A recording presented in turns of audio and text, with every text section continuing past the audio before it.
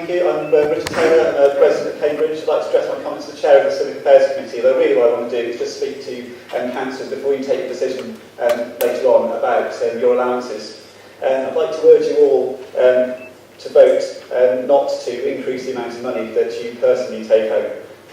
When I pay my taxes, what I expect you to be doing with that money is providing public services, emptying the bins, helping people to find an appropriate home in the city. Now, I think everybody in the city will understand really clearly what the decision before you today is. It's a question of our money's been entrusted to you, and some councillors are proposing that you take more of it home personally. So for that reason, because it's such a simple and clear decision to make, I suggest that you have a recorded vote so that we can all see how you decided to spend the money. Because I think that this decision really lets people find out your attitudes to public money, what you think of public money, and what respect you have for public money. If you were to decide to take it home with you yourselves, I think that shows a lack of respect for public money.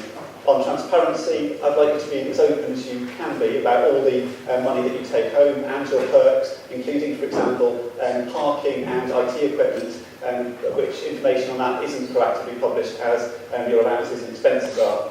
I know the justification for the increase is that some of you consider that being a councillor is a job. I don't think being a councillor is a job, and I don't think it's appropriate to ask us to pay you as if it was a job.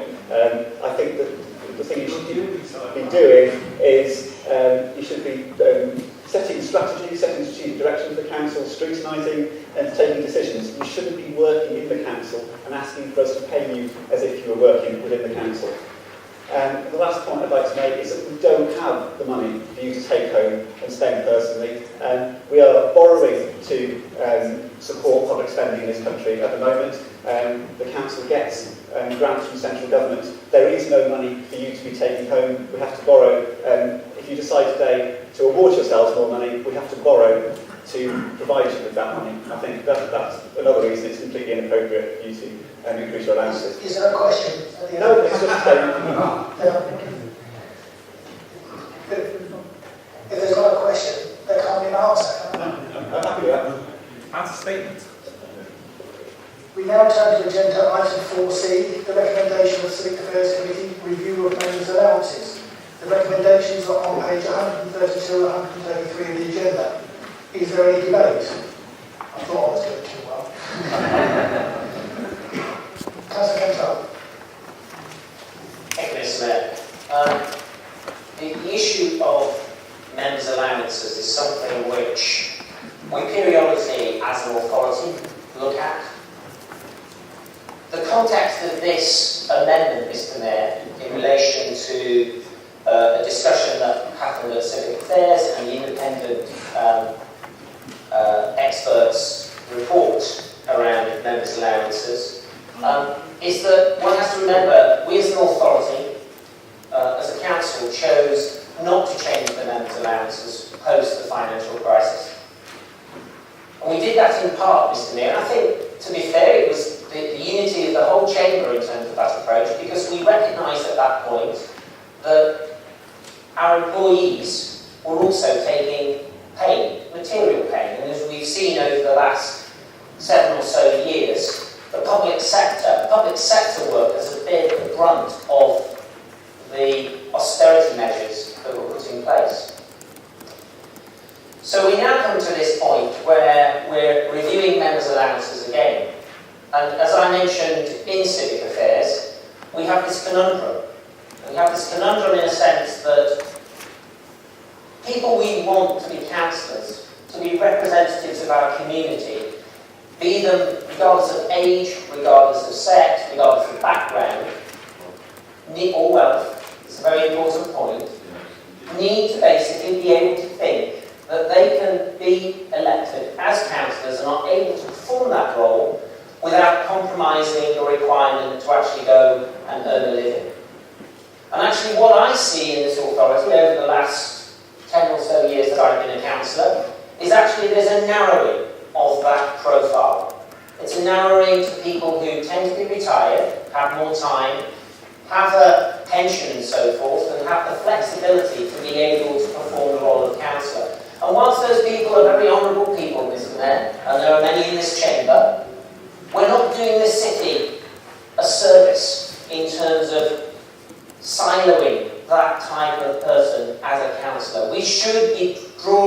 as broad a population of people as possible. So the principle of raising the members' allowance is one that I think we should look at. And then it comes to the amount. And here, I have to say, Mr. Mayor, I've spent a lot of time thinking about what that amount should be. And if we took one level, I illustrated it in S9. If you look at the increase of the base grade of employee within the authority, ignoring the improvement for the living wage, the increase in salary, ignoring spinal progression, was about 4.9% over the same period where we have not taken any change in members' allowance. If you look at the improvement in salary as a result of the consolidation we did by introducing the living wage, and so we did away with a number of tiers of grade, that increase is approximately 14%. And I think, Mr. Mayor, that when we take this decision, we have to think about when we sit on the opposite side of the table to the employees of this authority, be they people who collect rubbish, be they people who are out there, city rangers and so forth. And we also have to bear in mind, Mr. Mayor, that we have to face the public. And the logic of the increase has to be credible with the public. And for that reason, Mr. Mayor, I think that this percentage increase is the increase that this authority should consider. Thank you, Mr. Mayor. Is there a seconder?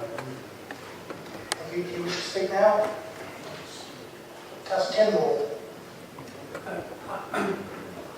Thank you. I think the points have been made. It's basically about the importance of allowing poorer people to become members of this council. Thank you. Councillor Hipkin. What should councillors be paid? Well, let's go through the options. One is that they should be paid nothing, that it should be entirely a matter of voluntary service. If that were to happen, the consequence inevitably would be that councillors would be stuck even more than they are at the moment with the retired and the wealthy. Councils simply would not mirror, to any degree, the range of citizens within a society. The second option, again theoretical, is to pay them a professional salary, commensurate with their responsibilities. When you consider the size of this organisation, the size of its budget, the huge sums of money that we authorise to be spent, saved, invested. When you consider the importance of the planning decisions, the licensing decisions that this council makes, and the kind of expertise and care that councillors exercising those functions have to demonstrate every time they act on behalf of the public interest.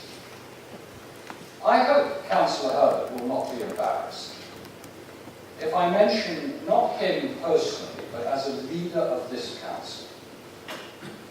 He has, over the last several months, been fully engaged with speaking with government ministers, with top civil servants, about the devolution deal, the city deal, and a number of other important matters of that kind. And he is responsible politically for a council in a city which is the fastest growing city in the United Kingdom. And for that, he picks up something equivalent to a shopkeeper's income, if that. Now, let's say that neither of those options the salaried profession on the one side and the purely voluntary on the other. Neither of those can be defended. Because of the public service ethic that all of us are signed up to. We're not in this business for what we can get out of it. We want to do a decent job, but we want the job that we are doing to be done by as wide a range of citizens as it is possible to attract. And frankly, the question of income, of payment, does matter to a good many of our citizens when they might consider whether to serve on the council or not. And I hope that councillors this evening, when they come to vote, will ask themselves the question, how important are these allowances in my own financial circumstances? If they're simply pin money, money which they can almost do without, then perhaps they should consider very carefully whether they shouldn't, this evening, abstain when it comes to the vote.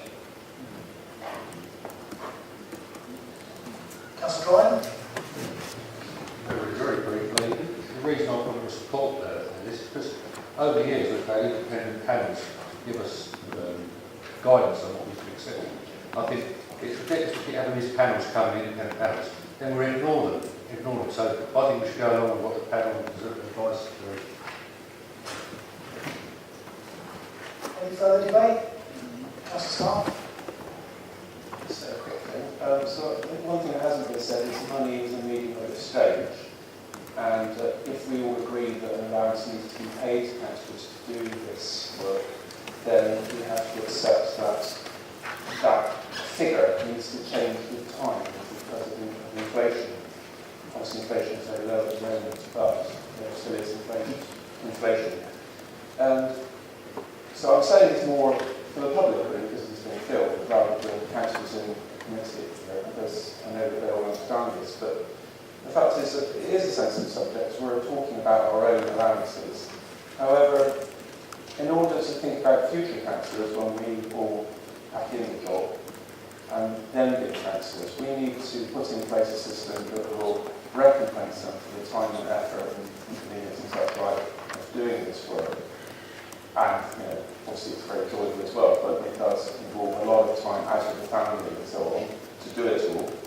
And so it's important that allowances recompense for that. And I think one important part of what the panel has done here, although I'm not in favour of everything the panel has said, certainly one aspect of it, is it sets up a system whereby the allowances will go up year on year with the increases in the national minimum wage, which I think is a good thing, because then it sets a protocol in place whereby allowances will rise for future councillors in line with inflation.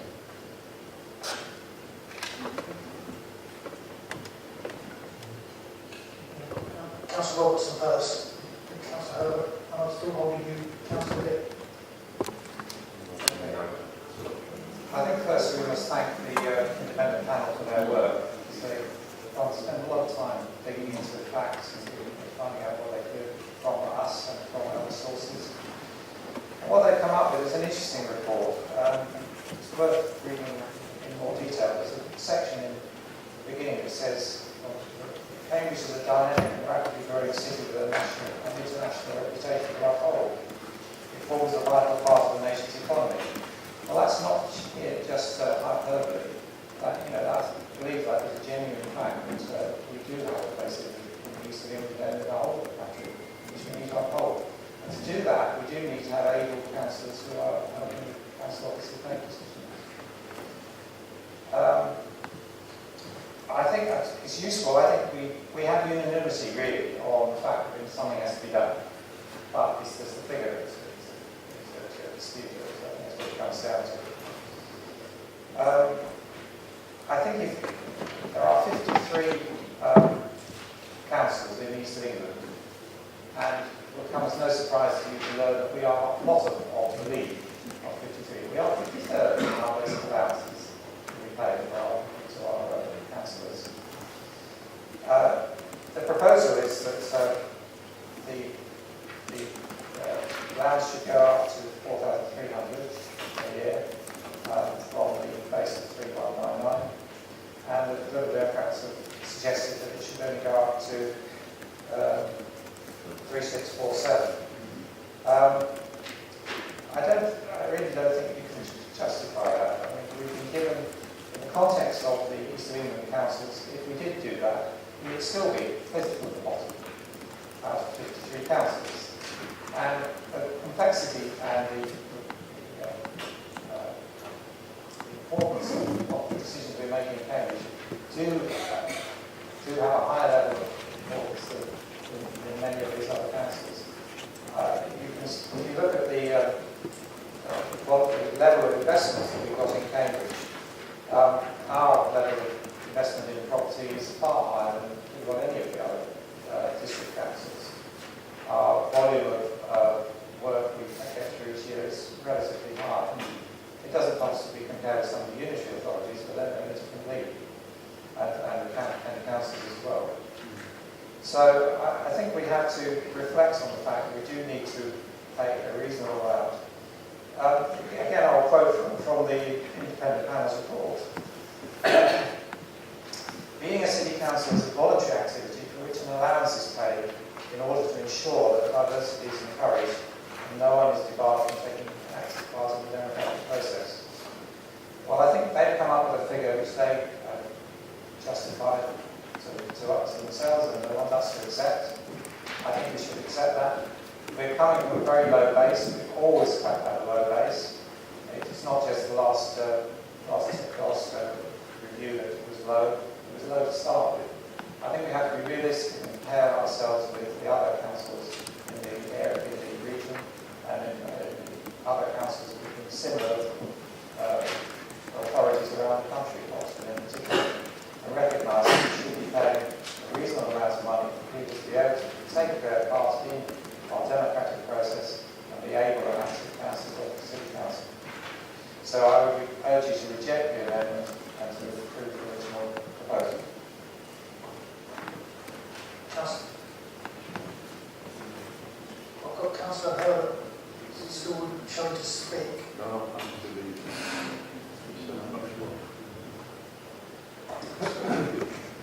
And I've got Councillor Bick who's waiting to second the amendment.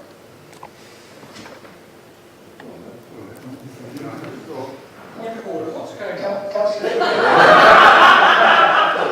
What's going on is I had Councillor Herbert who showed wanted to speak, and I was holding Councillor Bick for seconding the amendment at his discretion. And I was just getting a bit of agreement across the floor that we were quite happy to take in that order. That was all. Councillor Bick. Thank you, Mr. Mayor. I think that there is no difference, as Councillor Roberts has said, on the principle involved in this issue. That we all know that the reason why the council desisted from increasing the allowances since 2008, why it took that decision then, and why it continued with that decision for those years afterwards. I think we all agree that this is the right time to review that approach and to hook ourselves back into the same sort of environment that the rest of the world is and has been experiencing over that time. And so that probably does involve more than an annual increase when we start picking up the threads again. The independent remuneration panel can help us with data gathering and analysis, but I think we feel that it's also necessary to apply some judgment on that result when it comes to considering it as elected members. And we're saying on this side that we think that it is an important alignment that we have with the staff of the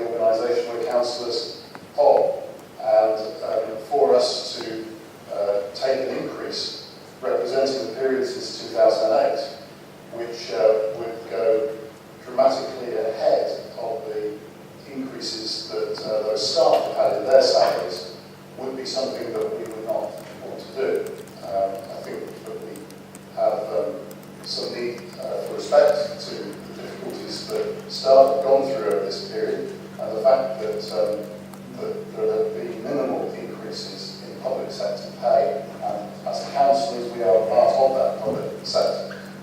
Because we have the ability uniquely to vote for our own increases, we would like to make sure that the increase that is agreed is one that is in line with the way they've been treated.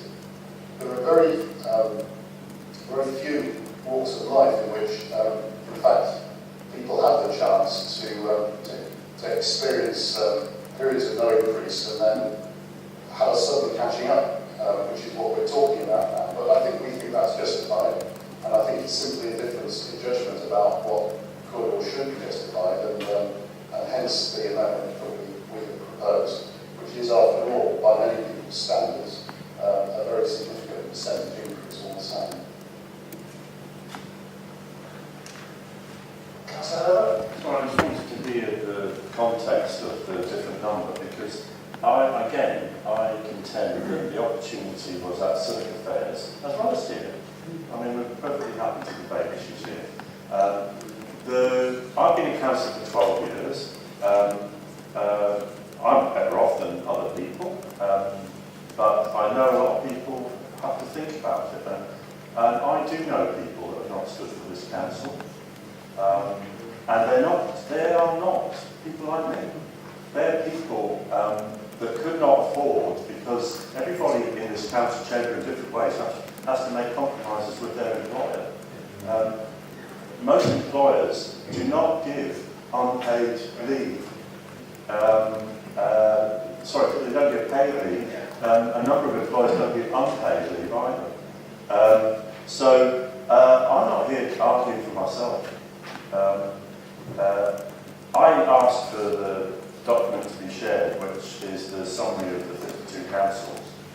And of the 52 councils in the East, we've been bottom for year after year after year out of 52.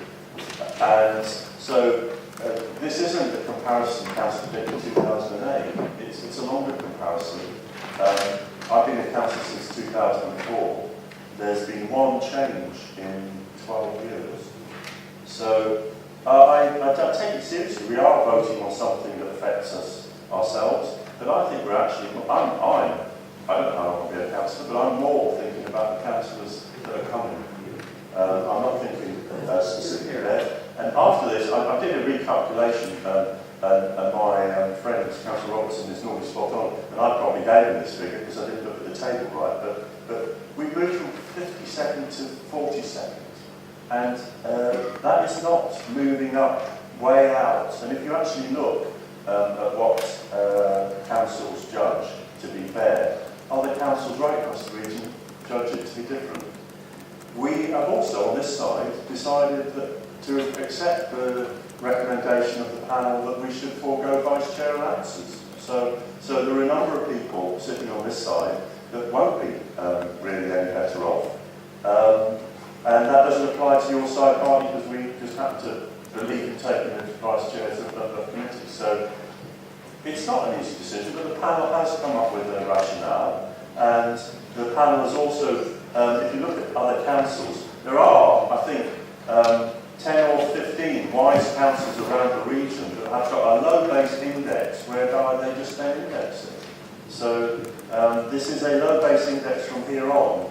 There is no proposal from the panel or from this side to do this, other than to recognise that over a period since 2005, there has been no increase. Thank you. The right to reply debate stands with the Councillor First as Chair of the Civic Affairs Committee, but just before we get to that, I just wanted to fill all councillors in the way I intend to chair the council meeting. Where a councillor has reserved their right to reply, either a motion or an amendment, I will hold that councillor to come into the debate at any time they indicate to speak. I will give those councillors from any side of the council chamber the right to hold right back to the end of the debate, so that they can have a chance to almost as a right to reply to the debate, to their amendment, and when we get to the motions, the amendment or the motion, which as we know we debate as one. But councillors should remember that if they are speaking as a seconder to a motion, the debate can still go on after they've spoken. It's not a right to reply that is given to executive councillors. I thought I'd point that out so we all know how I'm dealing with the meeting. With that, I now offer the right to reply to the Chair of Civic Affairs, Councillor First. Thank you, Mr. Mayor. I haven't really got anything much to add to this, except I do understand the trepidation amongst members on this item. They are difficult items. There's never a good time to do this. But to be remembered, it is a one-off uplift for a significant amount of time. We're not planning to be doing this ever again. It's going to be indexed after this, so it is a one-off. And the same as the leader, I'm thinking of people who come after us, and likewise, I had, I think, 3 people over the last 18 months, close to 2 years perhaps, who would like to have stood, who have not stood, because they're just unable to afford to do that with their other commitments and employer commitments, and employers don't always favour the time spent in daytime committees or whatever. I have to accept in the legal notice, I'm slightly uncomfortable with it myself. I've not made any claims about that. But I think it's the right thing to do for those people who come after us and for those people in this chamber today that I find it difficult to actually carry on with these types of figures. But it is difficult. It's never a good time. But it is a single uplift. It will be indexed after this, so we will not be in this position again. And that's about all I have to say. I think everybody else has summed that up. Thank you, Mr. Mayor. Thank you. We'll now move to vote on the amendment. All those in favour of the amendment, please show.